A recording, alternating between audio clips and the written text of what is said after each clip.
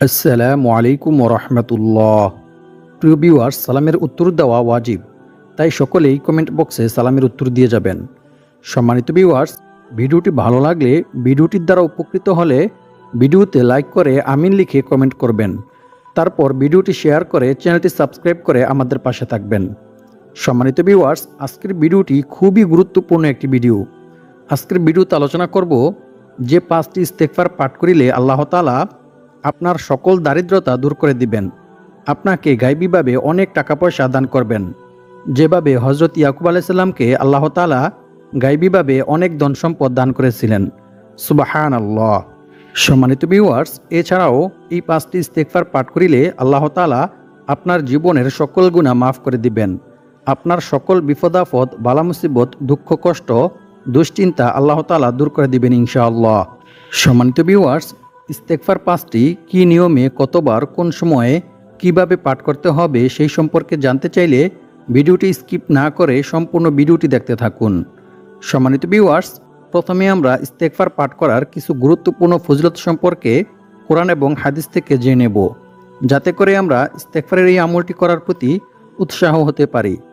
সম্মানিত ভিউয়ার্স, রাসূল সাল্লাল্লাহু আলাইহি ওয়াসাল্লাম বলেন, আল্লাহ তাআলা ওই ব্যক্তির চেহারা উজ্জ্বল করে দেন যে ব্যক্তি আমার কোনো হাদিস শুনেছে অতঃপর তা অন্যের কাছে পৌঁছে দিয়েছে। সুবহানাল্লাহ, আল্লাহু আকবার। সুনানে আবু দাউদ, হাদিস নং 515। সম্মানিত ভিউয়ার্স, আপনারাও যদি ভিডিওটি শুনে উপকৃত হয়ে ভিডিওটি শেয়ার করে দেন, তাহলে আল্লাহ পাক রব্বুল আলামিন আপনাদেরকেও এই হাদিসের ফজিলত দান করবেন ইনশাআল্লাহ। সম্মানিত ভিউয়ার্স, আল্লাহ তাআলা পবিত্র কোরআনের মধ্যে বলেন, ইল্লা মান তাবা ওয়া আমানা ওয়া আমিলা আমালান সালিহা ফাউলাইকা ইউবাদদিলুল্লাহু সাইয়্যাতিহিম হাসানাত ওয়া কানাল্লাহু গফুরুর রহিমা। অর্থ, তবে যে ব্যক্তি তাওবা করে, ঈমান আনে এবং সৎকর্ম করে, পরিণামে আল্লাহ তাআলা তার পাপগুলোকে নেকি দ্বারা পরিবর্তন করে দেন। সুবহানাল্লাহ, আল্লাহু আকবার। আল্লাহ তাআলা অতি ক্ষমাশীল ও পরম দয়ালু। সূরা ফুরকান আয়াত নং 70। সম্মানিত ভিউয়ার্স, যে ব্যক্তি গুনাহ করার পর আল্লাহর ভয়ে, আল্লাহর জাহান্নামের ভয়ে, আল্লাহর আযাবের ভয়ে আল্লাহ তাআলার কাছে তাওবা ইস্তেগফার করবে, ক্ষমা প্রার্থনা করবে, আল্লাহ তাআলা তার গুনাহগুলিকে নেকি দ্বারা পরিবর্তন করে দিবেন। সুবহানাল্লাহ, আল্লাহু আকবার।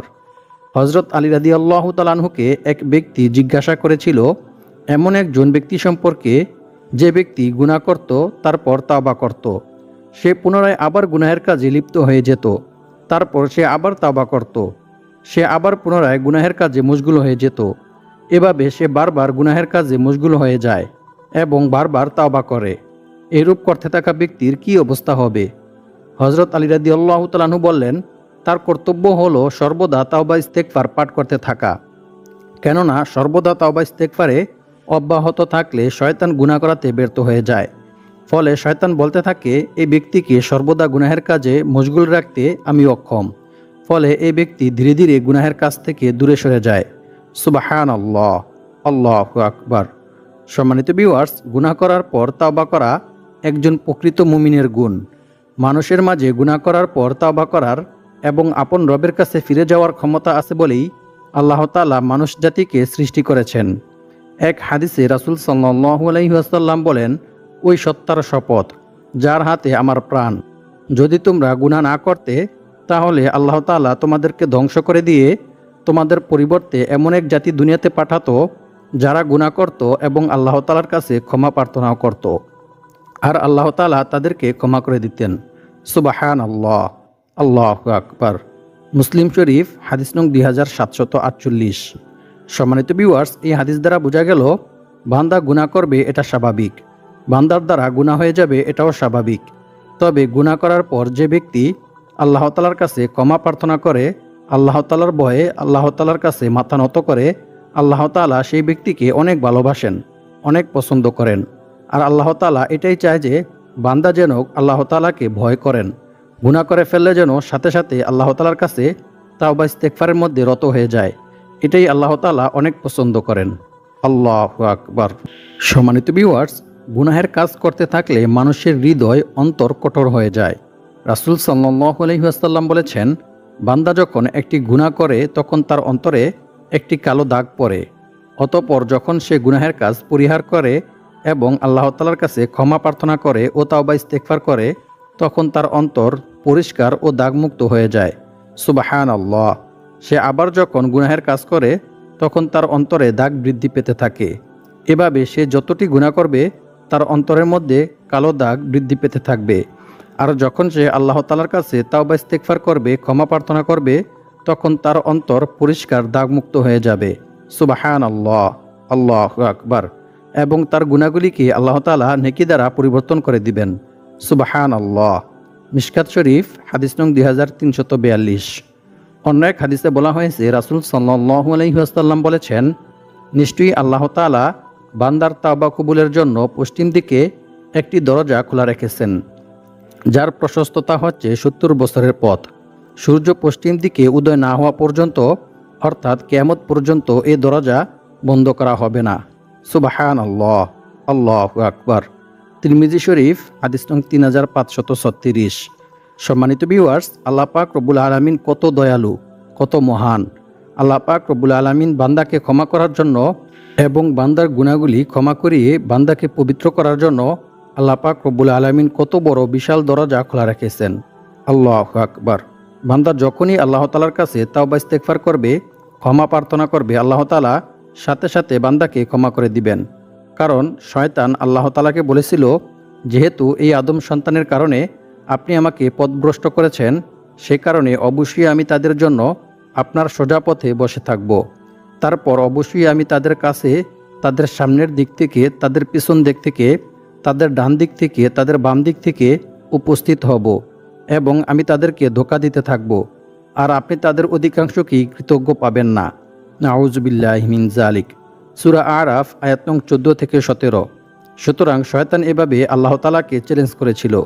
আর আল্লাহ তাআলাও বলেছিল, তুই আমার কোনো বান্দাবান্দিকে গুনাহ করাতে করাতে মৃত্যুর সময় পর্যন্ত নিয়ে যাবি। তারপরেও যদি আমার কোনো বান্দাবান্দি আমার কাছে খাঁটি দিলে একবার আমাকে আল্লাহ বলে ডাক দেয়, আমার কাছে তাওবা ইস্তেগফার করে, ক্ষমা প্রার্থনা করে, তাহলে সাথে সাথে আমি আমার বান্দাবান্দিকে ক্ষমা করে দেব। সুবহানাল্লাহ, আল্লাহু আকবার। এই কথা শুনে শয়তান হতাশ হয়ে পড়ে এবং চিন্তিত হয়ে যায়। সুতরাং কোনো ব্যক্তি যদি তাওবা ইস্তেগফার করে, ক্ষমা প্রার্থনা করে, তখন শয়তান খুব কষ্ট পায় এবং সে আফসোস করতে থাকে, কারণ তার সকল শয়তানি, তার সকল কাজ বিফলে চলে গেল। তাই আমাদেরকে বেশি বেশি তাওবা ইস্তেগফার পাঠ করতে হবে। আমাদের দ্বারা ইচ্ছায় কিংবা অনিচ্ছায় কোনো গুনাহ হয়ে গেলে সাথে সাথেই আমাদেরকে তাওবা ইস্তেগফার পাঠ করে নিতে হবে। এক হাদিসে রাসূল সাল্লাল্লাহু আলাইহি ওয়াসাল্লাম বলেন, আল্লাহর শপথ, আমি যা জানি যদি তোমরা তা জানতে, তাহলে তোমরা খুব কম পরিমাণে হাসতে এবং অধিক পরিমাণে কান্না করতে, আর বিছানায় স্ত্রীদেরকে উপভোগ করতে না, বাড়িঘর ছেড়ে পথে প্রান্তে বেরিয়ে পড়তে এবং চিৎকার করে কান্না করতে আর আল্লাহ তাআলার কাছে দোয়া করতে, আর বলতে, হায় আমরা যদি মানুষ না হয়ে একটি গাছ হতাম এবং তা কেটে ফেলা হতো, তাহলে কতই না ভালো হতো। সুনানে ইবনে মাজাহ হাদিস নং 4190।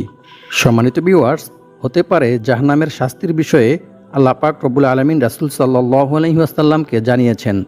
রাসূল সাল্লাল্লাহু আলাইহি ওয়াসাল্লাম তা জানতেন। এ কারণেই রাসূল সাল্লাল্লাহু আলাইহি ওয়াসাল্লাম এরকম কথা বলেছেন। তাই আমাদেরকে জাহান্নামের আযাব থেকে বাঁচার জন্য আল্লাহ তাআলার কাছে বেশি বেশি তাওবা ইস্তেগফার করতে হবে, বেশি বেশি ক্ষমা প্রার্থনা করতে হবে। এছাড়াও বান্দা যখন বেশি বেশি তাওবা ইস্তেগফার করে, ক্ষমা প্রার্থনা করে, তখন আল্লাহ তাআলা অনেক খুশি হয়। কারণ রাসূল সাল্লাল্লাহু আলাইহি ওয়াসাল্লাম অন্য এক হাদিসে বলেন, মরুভূমিতে হারিয়ে যাওয়া উট খুঁজে পেয়ে ওটের মালিক যতটা খুশি হয়, যখন কোনো গুনাহগার বান্দা আল্লাহ তাআলার কাছে তাওবা করে, আল্লাহ তাআলার কাছে ক্ষমা প্রার্থনা করে, তখন আল্লাহ তাআলা এর চাইতে বেশি খুশি হন। সুবহানাল্লাহ, আল্লাহু আকবার।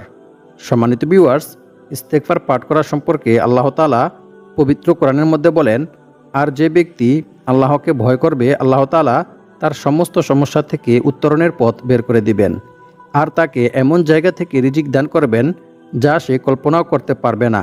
অর্থাৎ তার ধারণার বাইরে থেকে গায়বীভাবে আল্লাহ তাআলা তার রিজিকের ব্যবস্থা করে দিবেন। সুবহানাল্লাহ, আল্লাহু আকবার। আর যে ব্যক্তি আল্লাহর উপর ভরসা করবে, তার জন্য তিনিই যথেষ্ট হবেন। নিশ্চয়ই আল্লাহ তাআলা তার সমস্ত ইচ্ছা পূরণ করবেনই। আল্লাহু আকবার। সূরা তালাক আয়াত নং 2 থেকে 3। সম্মানিত ভিউয়ার্স, আল্লাহ তাআলাকে ভয় করার সর্বোত্তম মাধ্যম হচ্ছে ইস্তেগফার। এমনই একটি ঘটনা মুসলিম শরীফের এক হাদিসের মধ্যে বর্ণিত হয়েছে, যে হাদিসটি শুনলে আপনারা অবাক হয়ে যাবেন যে আল্লাহ তাআলাকে ভয় করার কারণে আল্লাহ তাআলা তার বান্দাকে কত বড় পুরস্কার দান করেন। আল্লাহু আকবার। আল্লাহর রাসূল সাল্লাল্লাহু আলাইহি ওয়াসাল্লাম সাহাবায়ে কেরামদেরকে বললেন, বনী ইসরাইল গোত্রের এক ব্যক্তি অনেক বড় গুনাহগার ছিল। সে জীবনে কখনো কোনো ভালো কাজ করেনি। সারাটা জীবন সে গুনাহের মধ্যে লিপ্ত ছিল। কিন্তু মৃত্যুর পূর্বে শেষ সময়ে সে তার সন্তানদেরকে বলল, হে আমার পুত্ররা, যখন আমি মারা যাব তখন তোমরা আমার শরীরটাকে আগুন দ্বারা পুড়িয়ে ফেলবে এবং আমার শরীরের পোড়া ছাইগুলির অর্ধেক অংশ জমিনে ছড়িয়ে ছিটিয়ে দিবে, আর বাকি অর্ধেক অংশ ছালি তোমরা সাগরের মধ্যে ছড়িয়ে ছিটিয়ে দিবে। কারণ আমি জীবনে কোনো ভালো কাজ করিনি। আমি সারাটা জীবন কাটিয়েছি গুনাহের মধ্যে। যদি আল্লাহ পাক রব্বুল আলামিন আমাকে পেয়ে যান, তাহলে এমন শাস্তি দিবেন যে শাস্তি আল্লাহ পাক রব্বুল আলামিন আর পৃথিবীর কোনো মানুষকে দেয়নি। তাই সে তার সন্তানদেরকে ওসিয়ত করে গেলেন, তার মৃত্যুর পরে যেন তার শরীরটাকে পুড়িয়ে ফেলা হয় এবং শরীরের পোড়া ছাইগুলি যেন অর্ধেক অংশ সাগরে ছড়িয়ে ছিটিয়ে দেওয়া হয়, আর বাকি অর্ধেক অংশ যেন জমিনে ছড়িয়ে ছিটিয়ে দেওয়া হয়। ঠিক তার মৃত্যুর পূর্বে তার কথা মতোই তার ছেলেরা তার শরীরটাকে পুড়িয়ে ফেললেন এবং শরীরের পোড়া ছাইগুলির অর্ধেক অংশ জমিনে ছড়িয়ে ছিটিয়ে দিলেন, আর বাকি অর্ধেক অংশ সাগরে ছড়িয়ে ছিটিয়ে দিলেন। তারপর আল্লাহ পাক রব্বুল আলামিন সাগরকে হুকুম দিলেন, হে সাগর, তোমার মধ্যে আমার এই বান্দার যে অংশটুকু আছে সে অংশটুকু তুমি একত্রিত করো। সাগর আল্লাহ তাআলার আদেশ মতো তাই করলেন এবং আল্লাহ পাক রব্বুল আলামিন জমিনকে হুকুম দিলেন, হে জমিন, তোমার মধ্যে আমার বান্দার যতটুকু অংশ আছে তুমি তা একত্রিত করো।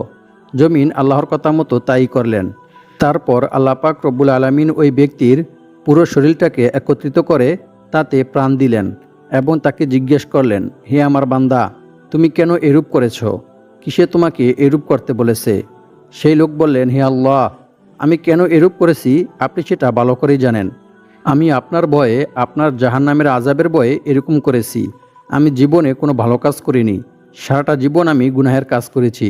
তাই আপনার ভয়ে, আপনার শাস্তির ভয়ে আমি এরকম করেছি। আল্লাহ পাক রব্বুল আলামিনের নিকট তার এই কথাটি খুবই পছন্দ হলেন। তাই আল্লাহ পাক রব্বুল আলামিন তাকে বললেন, হে আমার বান্দা, তুমি আমার ভয়ে এরকম করেছো, তাই আমি তোমাকে মাফ করে দিলাম। সুবহানাল্লাহ, আল্লাহু আকবার। সম্মানিত ভিউয়ার্স, আল্লাহ তাআলা বান্দার নেক আমলের দিকে তাকায় না। কারণ বান্দা যদি নেক আমল করে তাহলে আল্লাহ তাআলার কোনো লাভ নেই, আর না করলেও আল্লাহ তাআলার কোনো লাভ বা ক্ষতি নেই। বান্দার নেক আমল শুধু বান্দার নিজের কল্যাণের জন্যই। আর আল্লাহ পাক রব্বুল আলামিন চায় যে বান্দা যেন আল্লাহ পাক রব্বুল আলামিনকে ভয় করে।